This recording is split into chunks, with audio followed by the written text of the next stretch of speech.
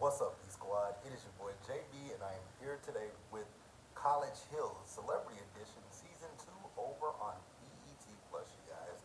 So, I was a huge fan of College Hill back in the day. I wanted to do College Hill back, especially when it went to Atlanta, because I wanted to do College Hill because I want to go to HBCU when I was in my undergrad. More specifically, I want to go to Clark, Atlanta. I still do. If I go back for my graduate, I definitely want to do that. But yeah, you guys, season 1, I didn't watch College Hill Celebrity Edition. I do know the cast. I think they were in Houston, leading with the TSU. Could be wrong. But we're here for season 2, you guys. So this season, we have a brand new group of people, minus one person, and we are at Alabama State University. So the season 2, episode 1. The episode was titled "Welcome to the College Hill Family," you guys. So this, before we're going to get into this, if you guys are watching this video or any other video on the channel, you guys aren't subscribed yet, then do me a solid favor and stop taking out of this date and having me pay for it at the end of it. And you guys know you can do me that favor by liking the video, subscribing to the channel, turning on your post notifications, and sharing the video. And with that out the way, you guys, without further ado, let's go ahead and jump into College Hill, shall we? Alright, you guys, so this season, like I stated earlier, we are at Alabama State University. We have a brand new cast, minus one person. So the cast this season is Iman Shumpert, we have Parker McKenna, we have Jocelyn Hernandez, Orion, Tiffany New York Pollard, Ray J is back, and Quay. You guys know him as Blame It On Quay, who plays TT. So that's who we got, you guys. And also we got Amber Rose and Ray J. If I forgot those two, that's who we got, you guys. So that's really where it was. So the first person that arrives is Tiffany New York Pollard. New York is in the mother-in house. You guys, New York. I freaking love New York from back on Flavor of Love. Pick a wall, Boots. Which wall? Boots. Like, I remember when she told Boots to pick a wall, and that dumbass really thought she meant pick a literal wall to back into. What a dumbass. Neither here nor there. So then after New York got there, Quay showed up, right? Now, I believe, if I'm not mistaken, Quay and Amber Rose were supposed to be sleeping in a room together, but New York wanted to be in the room with Quay, so she took the basket and moved it into the room where Ray J is sleeping at, right? So next up we see Orion. So Orion lets us know who he is, which we already know who he is. If you guys don't know, allow me to tell you. So Orion is the younger brother of Omarion of B2K, and he's also Janae Aiko's, I don't want to say that. He's the father of Janae Aiko's oldest child. So next up, the Puerto Rican princess, Jocelyn Hernandez. Now, Jocelyn, I want you to learn how to pronounce the word cabaret. It's not cabaret. She says the cabaret. You know her from Love and Hip Hop and from making music. Now I was like, girl, what music do we know you from making? I'm stingy with my Puerto cat. And do it like it's my big day. Do it like it's my big day, baby. Like, that's all we know. Other than that, we don't know you from music. So Iman is there. He's played with Cleveland. Who else has he played with? I forget who all Iman has played with, but y'all know he's an NBA player. He won Dancing with the Stars. Who else? What else? He is the husband of Tiana Taylor. And next up, we get Parker McKenna. You guys know little Parker as little Katie from My Wife and Kids, but she's all grown up now. If you guys also watch BET, she plays Layla on Games People Play. Love her on there too, right? Amber Rose, she shows up. You guys, every time I see Amber Rose, I can never just get past Bash and Slash just tattooed across her forehead. It's just like, God, beautiful girl. Beautiful girl. That tattoo is just like, wow. And then the last person that arrived was Ray J, guys. So that's where we we are. So let's pause here and move forward. All right, you guys. So looks like New York might have a little bit of a crush on Mr. Orion, but she's engaged. I'm like, now Tiffany, how this gonna work with your fiance? So New York was telling, are we gonna call her New York or we gonna call her Tiffany? We gonna call her Tiffany New York Power. But Tiffany was telling Quay and Orion about her losing her dog, right? Now I want y'all to keep that in the back of your noggin that she said it once to Quay and to Orion about losing her dog. It's gonna come back up again, and then it's gonna come back up again in the most negative way possible, right? So yeah, like I said, she was talking about her dog, and she was talking about the fact that she's gained a lot of weight from eating, from dealing with her grief, right? Now, for me personally, I will say when I dealt with grief with my mom, I didn't eat. That was the last thing I wanted to do. So when it comes to me and grief, I sleep. I tend to sleep and not eat. So she was talking about, we talk about Orion. Yes, sir, I would prefer to not remember you being on OnlyFans and, doing them jumping jacks. But prefer never to remember that, right? So, at this particular moment when they were talking, mind you, Tiffany has said more than once that her dog died, right? Now, Jocelyn was rude as fuck because when Tiffany said her dog died, New York, or not New York, but Tiffany said her dog died, Jocelyn came outside and asked, what y'all hoes doing? That wasn't the rude part. I was fine with her saying, I didn't feel no type of way about her saying, what y'all hoes doing. But then when New York, Tiffany goes into telling her that her dog died, it's one thing to say, I don't understand that type of loss of losing your dog, right? I don't understand that. That's fine, and that's okay. That's like when my mom died. People who knew me, my best friend, her mom, a lot of my friends, and some of my family that still have their mothers, they would say, I don't know what that feels like to lose your mom. Even one of my old coworkers who I was really, really cool with, she was like, my mom is still here.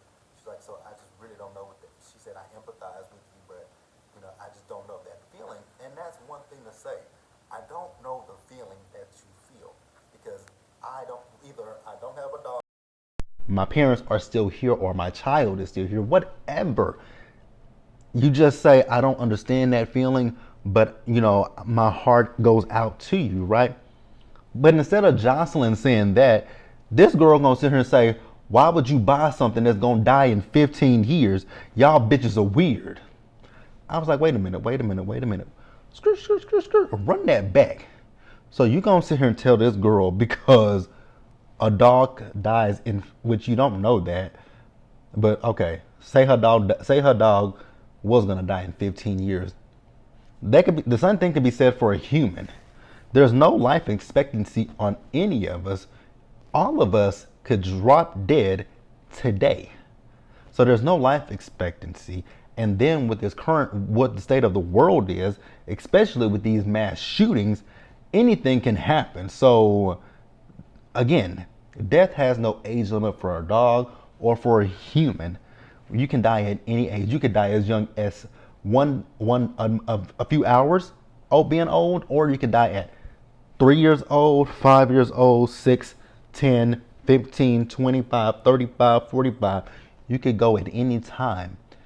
Death has no age limit. Like when she told her that, why would you buy something in 15 years that's gonna die? Why would you buy something that's gonna die in 15 years? I like, that was so insensitive. Like the most insensitive thing that I've ever fucking heard. Like, girl, get a grip on yourself. So let's pause here and let's go ahead and move forward, you guys. All right, you guys. So Ray J is talking about how he's coming back this season because he didn't finish last season, so he wants to be valedictorian. I was like, it's valedictorian. Then on top of that, Tiffany can't say curriculum. She keeps saying curriculum. The producer was like, I think you mean curriculum. See, she got me saying it's curriculum. Curriculum? Curriculum. Not curriculum, but I'm going to let Tiffany have it, right? So they went to the football game, and, they had a good time there. Quay wants to be a drum major. So did I. I definitely wanted to be a drum major when I was in high school, but I'd had a time for it, so I said no. Tiffany wants to be on the color guard side. Parker, I forget what Parker wants to do. I think Parker wants to do that as well. Or maybe cheer. And I think that's about it. So a lot of these people, now, Iman, did Iman go? I'm pretty positive Iman went to college. I could be wrong, but let me know if I'm wrong, you guys. So we see them later as they went to dinner. So they were talking about the food and if the chicken was good, right? So Tiffany blurted out, "No pink pussy," and I was like, "Oh my God, Tiffany, not no pink pussy." But Ray J was like, "I like me some pink pussy." I was like, "Ray, calm down." Mind you, him and Princess at this time were still going through a divorce. I was like, "Oh, this never-ending saga of a divorce with Ray J and Princess. Jesus be offense." So Jocelyn looked at him like, that she's my homegirl, so you better be talking about her pussy. He's like, "I am talking about her pussy." I was like, "Can we stop talking about pussy at the table? Like, people are eating." I know, they just kept saying pussy. I was like, "Okay, we get it. Pink pussy. He likes pussy. He likes his wife's pink pussy. You want to be talking about his wife's pink pussy. We get it." It was a lot of pussy at the table. A lot of it, right? So, Amber Rose. Can somebody answer me this question in the comment section about Amber Rose? I know she says her mom is black, right? But is her mama black like me, or even a light-skinned black person? Because when I look at Amber Rose, I still kind of see I see somebody like Robin Dixon from the Real Housewives of Potomac, somebody that can pass for actually white instead of black. I'm just saying, because for the longest time I always thought that the girl was white. I always thought she was white. I never thought she was a black woman, but she identifies as black, and that's all that matters. So we also see them as they went to the new student orientation, and they learn what they're going to be doing, right? You guys, when I tell you guys that I love Tiffany, I fucking love Tiffany, because she was doing a whole hell of a lot, right? So I think this is interesting. I think this is going to be an interesting season, especially from the previews. But yeah. So at one point in the episode, we saw Jocelyn. So Jocelyn got in her feelings when I think it was Parker who told her it was Parker that told Jocelyn that Tiffany was talking about her dog dying and not an actual human being daughter, right? So Jocelyn got in her feelings about that. I'm like, "You big dummy. She literally just said it to you once before that she meant her dog," and she said it. At one point, she said her dog-ter. So she felt the way that she wasn't talking about a human, and that she gave her a hug.